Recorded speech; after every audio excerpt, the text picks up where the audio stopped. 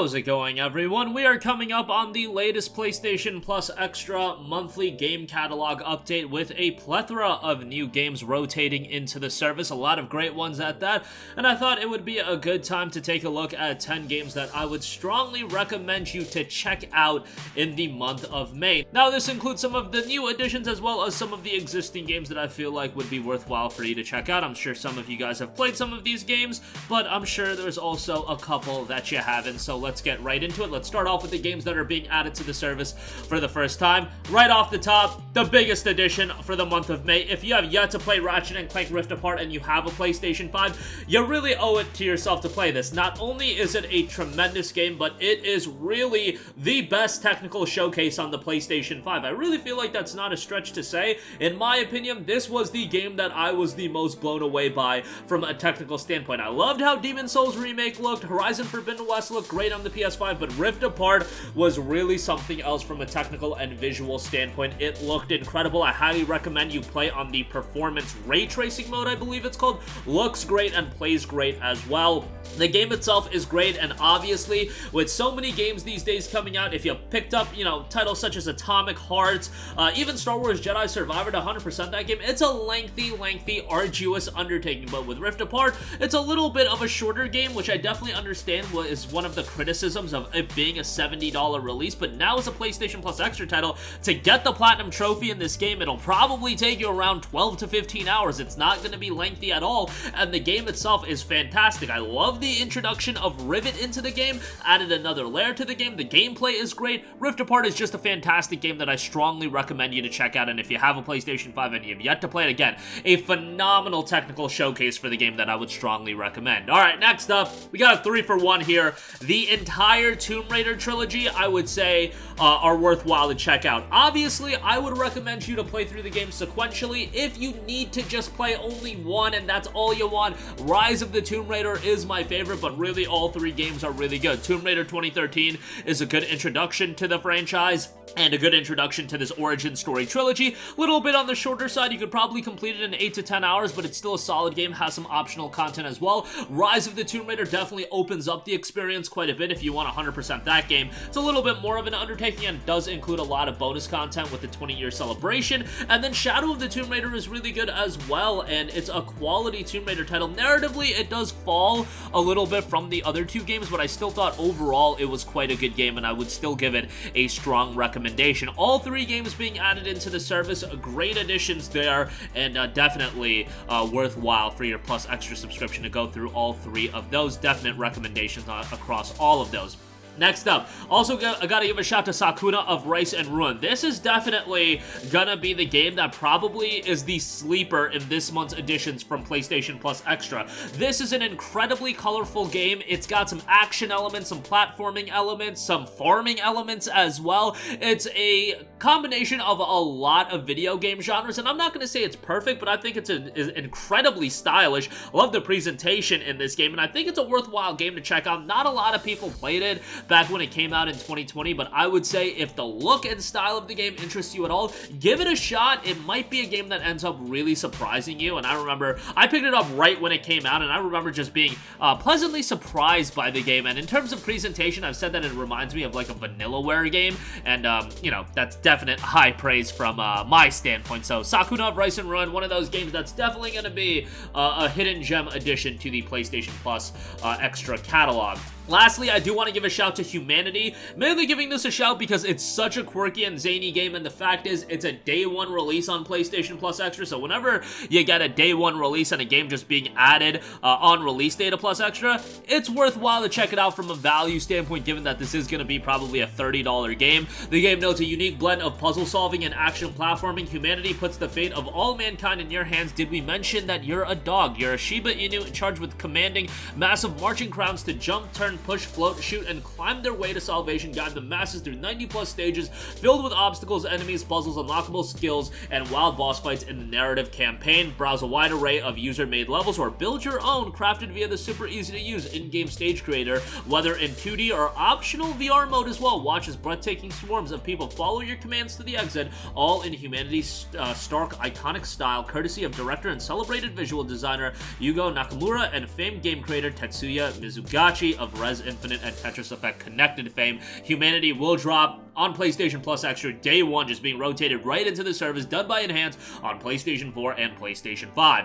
Alright, so those are the 5 games that I wanted to give a shout out to that are being added to Plus Extra for the first time, obviously with Tomb Raider and the entire trilogy, but just decided to, count that as one title. Alright, let's talk about some other titles that I think you should check out that are already available in the library. Devil May Cry Special Edition is available on PlayStation Plus Extra. That is Devil May Cry 5, by the way. This is a fantastic action game, super stylish, runs incredibly well on the PlayStation 5 with a plethora of different modes that you can run the game at. Visually looks great, incredibly stylish action game, and a fantastic soundtrack. Devil Trigger, still one of the best soundtrack songs that you're gonna find in a video game. Great sounds, and I'm not big into the Devil May Cry narrative. I know some people are super into it. I play these games for the heavy, fast-paced action gameplay, and I get my fix with Devil May Cry 5. It's a super slick and stylish action title that I would recommend. Typically goes for $39.99, on sale for $19.99 sometimes, but on Plus Extra, definitely worthwhile from a value standpoint. Next up, I would say Control Ultimate Edition, a game that you should definitely check out. Available on Plus Extra. This is upgraded on PlayStation 5, and the Ultimate Edition does include the DLC. This is, of course, done by Remedy, the famed developers that have done Alan Wake as well as Quantum Break. In my opinion, Control is their best offering and the best game that they have done. Some people think that's a little bit too much of a stretch, but I think from a gameplay standpoint, it is better than the aforementioned games, and also from a narrative standpoint, yes, is it a little bit confusing? Sure, but it comes together nicely. The DLC adds another layer to it, and then on top of that, as I mentioned, the gameplay is great, and then visually, it looks and plays really great on top of that. So I would say this is a worthwhile game to check out. I don't know how this game did commercially. I want to say it didn't do all too great. There is a sequel in development. Epic Games is backing the development of this, as well as Alan Wake 2. That is scheduled, hopefully, for a release later in 2023. Let's hope that hits its release window. So, yeah, but for now, check out Control Ultimate Edition. You'll have a great time with that.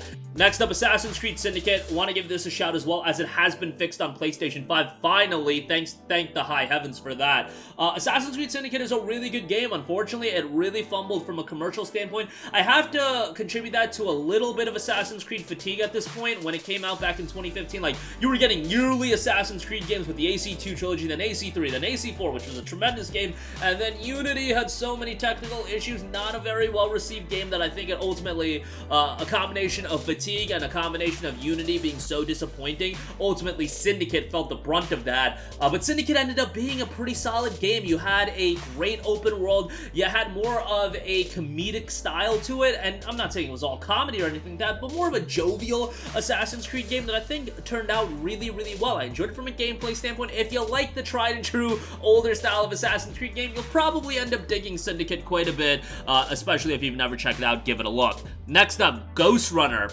This is a game that has some incredible platforming elements, a slick soundtrack in this game as well. It is challenging, it is all about precision, it can get you to a point that maybe you're gonna break your damn PlayStation controller, but I had a great time with Ghostrunner. Interesting narrative attached to this, some twists and turns and some mystery attached to it as well, and it's a game that, yes, you're gonna fail a lot, but it gets you right back into the action really well. I think it does that element of it super well, where you're gonna, have to restart at checkpoints or whatever, but it gets you right back into the thick of things really quickly. It's transitions really well, and I think, $30 might be a little bit pricey, but included with a Plus Extra subscription, I think that's worthwhile. Next up, want to give a shout to Haven, a game that I really enjoyed when it initially came out. Had a great time with this, and one of the more surprising games that I played. Now, the game is super colorful from a presentation standpoint. It's great.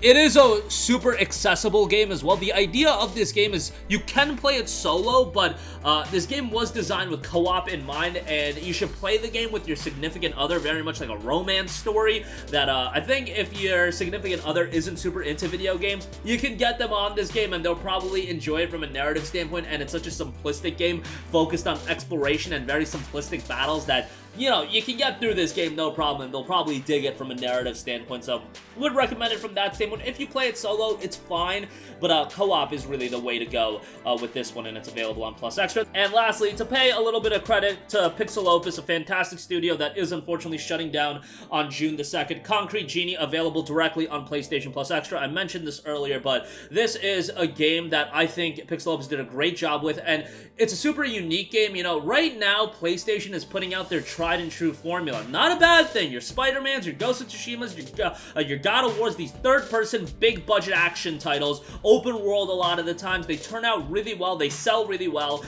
but Concrete Genie was a budget title that was more unique, a very artistic game, incredibly vibrant in presentation, actually had some really cool thematics in it, narratively as well, and I would say check the game out. It released as a budget title. It's a little bit on the shorter side, but if you want something a little bit unique from a PlayStation standpoint, I think Concrete Genie is a really worthwhile title to go through. And unfortunately, Pixel Opus again is shutting down in early June, but hopefully everybody finds their footing and, you know, figures out what to do next. But Concrete Genie, they did a great job with, and I definitely give it a look. And that is going to do it for me. Again, the PlayStation Plus Extra monthly game catalog update will be rolling out tomorrow. A lot of nice additions will be coming with that, so be on the lookout for that. Hopefully, June is as good as May, because I think May is a pretty solid month. That's going to do it for me. Sound off with all of your thoughts in the comment section down below. Thank you for watching, and goodbye. Hey guys, we hope you enjoyed the video, and if you did, make sure to hit the subscribe button, and if you're already subscribed, do us a favor and hit the bell icon. This way you'll be notified whenever we post a new video. That's the best way to keep up with all of our uploads, and we usually try to upload 2 videos a day. And with the bell icon hit, you'll be notified whenever we do upload a video. As always, thanks for watching.